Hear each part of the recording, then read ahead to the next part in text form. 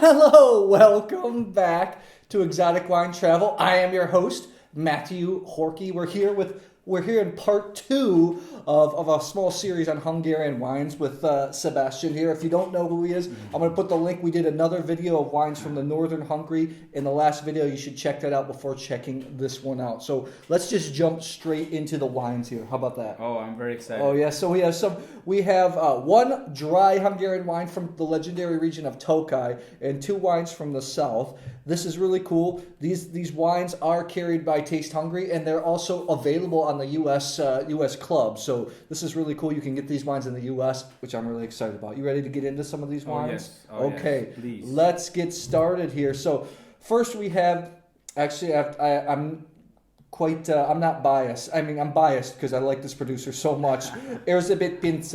Yes. This is the Zafir DULO. Exactly. Dűlő. Yeah, it's hard. I mean, okay, that's the dry a single vineyard dry Tokaj. So what you guys need to know, Tokaj historically has been one of the world's greatest sweet wines. It's one of my favorite wines.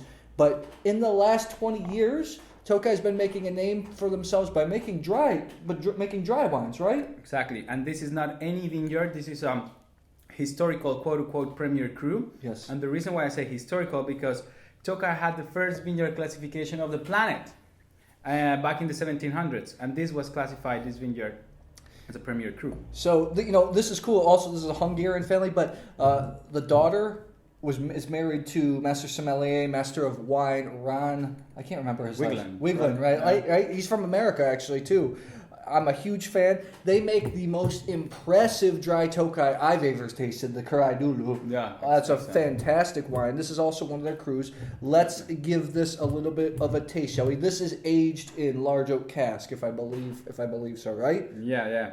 And I mean, this is an extremely incredible winery. They are small. They own about 11 hectares or so.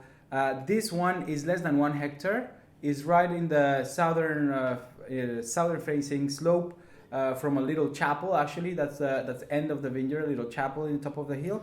And they say in the winery that this is the most elegant vineyard they make. It's so funny. I've been there. It's a great cellar. They don't make very many bottles. I think less than 15,000 bottles a year. Instantly on the nose. They don't try to be so explosive. This is quite a pretty wine, quite elegant, more kind of French in style. Also, I talked about the last episode about the Loire. Really Exactly. reminds me of Chenin Blanc a little bit. Very mineral. I mean, you have to remember Tokaj is volcanic. So this kind of flinty note, almost slightly briny, but fruity at the same time. You get it from here. So I think it's a very easy to drink, pleasantly elegant. You have a little bit of fruit, not too much, a little bit of minerality, not too much. The acidity is high, and delicious. For me, Flint, I get Flint, kind of a white, unripe pineapple. I know that sounds bad, Exactly. but that's not. That's actually a positive. What I'm talking about here, a little bit of freshly sliced white peach, White peaches, vanilla. exactly. Delicious and juicy. It's a very juicy wine. I mean, volcanic region, acidity is high. It's exciting. It's mineral. It's everything you want, really. You guys like? If you guys like, I'm thinking Alsace. for me, Rheingau. For me, it's the Rheingau. Rheingau, For me, sure. it's the Rheingau. If you like German Sylvaners that are more minerally, this is a type of wine for you. This is not the type of wine for somebody that's going to want a big oaky, buttery Chardonnay. Not at all. But for wine geeks, this can be pretty much like Nirvana. This is fantastic wine. I mean, wine geeks love Riesling. You have to love Furmin. It's very, very similar. It has almost the same profile, and it's just very, very exciting. 91, maybe I could even convince me if I was sitting down with the bottle to go 92 on this. I think it's fantastic wine. If you want to try something new, you try something with story, you want to try something with history, this is a wine you got to be checking out. Go great with some kind of creamy chicken dishes. Exactly. Maybe some lightly roasted pork, something like that, right? Anything? White fishes. With some citrusy, zesty sauces as well. It can take it. I mean, it has the acidity, it has the crisp. So something that we don't have in Hungary, white fish.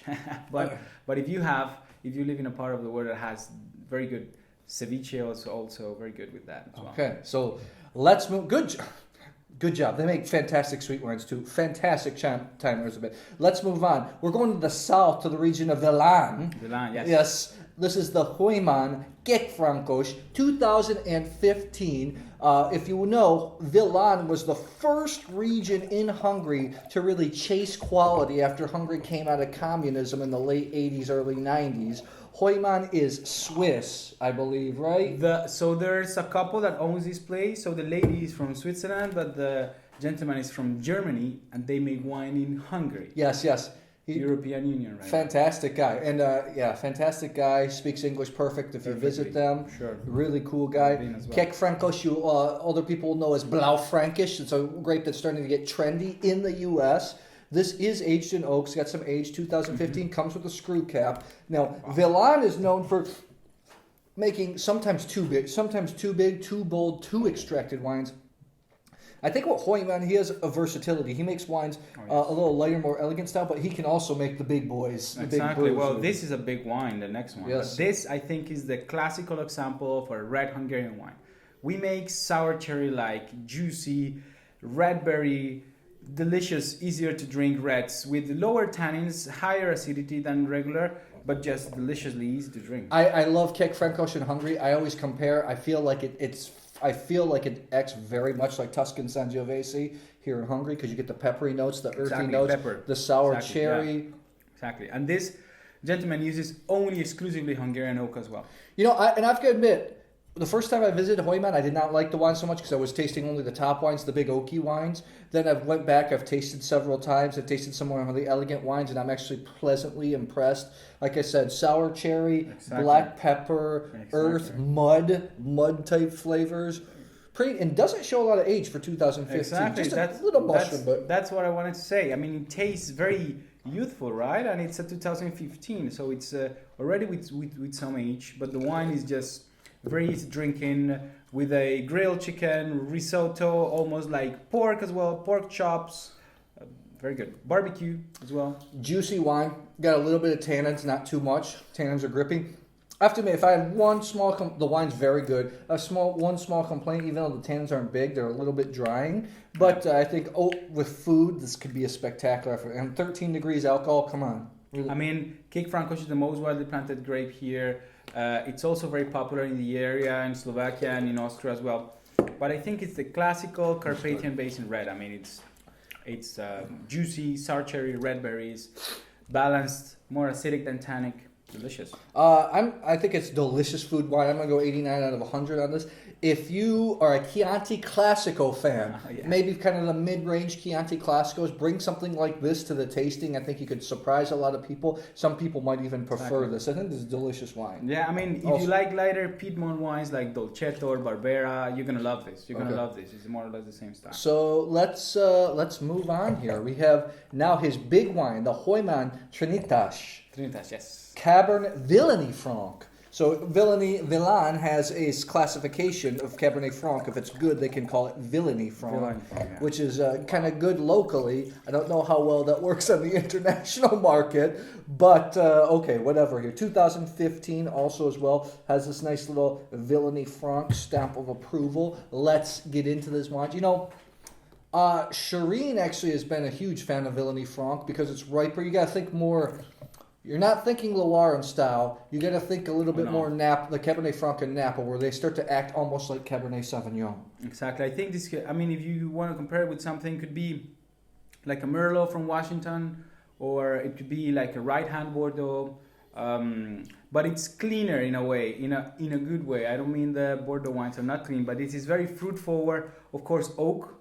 Oak is involved in the wine, 1.5 years, I think, again. Good Chilean Cabernet Sauvignon, too. You're going to get the, right, I get a black cherry. This is, you know what, this is surprising. I've had this several times, this vintage, several times. This bottle is probably showing the best out of any of them. Maybe it's, maybe Sebi's. I mean, the violets of this wine, come on, I mean, you know, people usually are not used to Cabernet Franc because it's like the background singer, you know, like, it's helping in the blend, but it's never the main deal.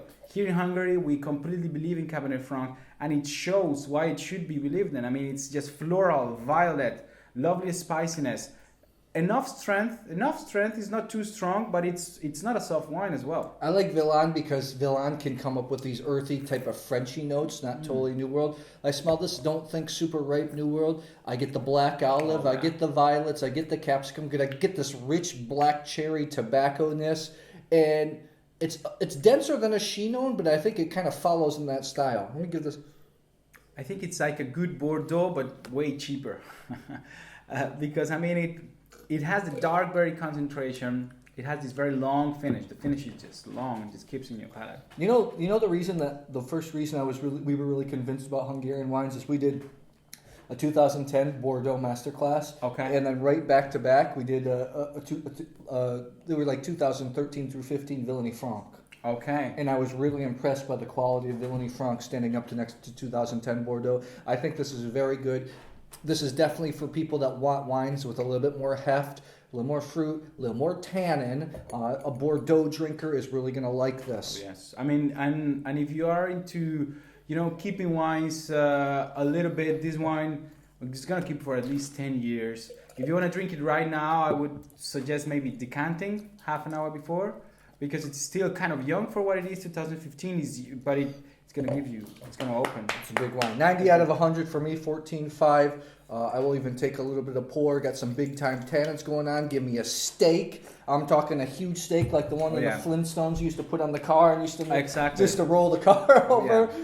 Wonderful stuff. These wines, like I said, are available in the Taste Hungary mailing, the club in the U.S. Also, you could get them shipped over to the EU. To EU, wherever. Everything like that. I'll put the link in the description box. If you ever want to do tastings here with Sebi or with other people here at Taste Hungary or take tours, I'm going to give you a discount code for 5% off Exotic Wine Travels. I'll put that in the description box. Anything else you want to say about Villány or Tokaj? Well, Villány, if you are into red wines, go for Villány. If you are into Riesling, don't forget Furmint. Furmint is going to... I actually tasted his Riesling. It's fantastic. Oh, excellent. It's the best wine I think I've tasted in Villány. It's delicious. So this guy is incredible. That's why we actually import them, because they're great. So guys, check it out. If you like this video, check out our Kickstarter, Discover Hungarian Wine, a visitor-friendly guide. It's our 4th wine book. The Kickstarter should be up right now. And if you like the video, come to Taste Hungary and please subscribe to our YouTube channel, Exotic Wine Travel. We will see you at the next episode.